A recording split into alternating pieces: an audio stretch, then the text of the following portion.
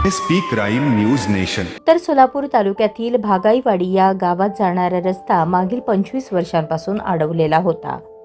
यामुळे या गावातील नागरिकांना खूप मोठा त्रास सहन करावा लागत होता। उत्तर सोलापूरचे तहसीलदार निलेश पाटील यांच्या मध्यस्थीने हा अडवलेला रस्ता पुन्हा सुरू करण्यात आला।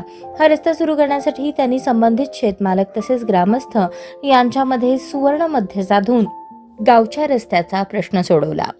बुधवारी भागाईवाडी येथे समक्ष येऊन तहसीलदारांनी रस्त्याची पाहणी केली व शेतमालक आणि ग्रामस्थांशी समन्वय साधून सुवर्णमध्य काढला।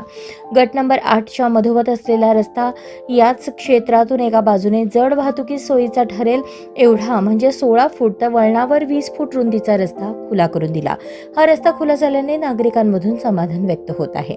या कामी वडाळा मंडल अधिकारी कन्याकुमारी भोसले, भागाईवाडीच्या ग्राम महसूल अधिकारी वैष्णवी कोथिंबिरे, मोजणी अधिकारी, भूमिलेख अधिकाऱ्यांसह पोलीस पाटील सजित पाटील यांच्या पथकाने दिवसभर थांबून जेसीबीच्या सहाय्याने रस्त्यावर असलेले दगड झुडपे काढून रस्ता वाहतूक योग्य करण्यासाठी थांबून होते।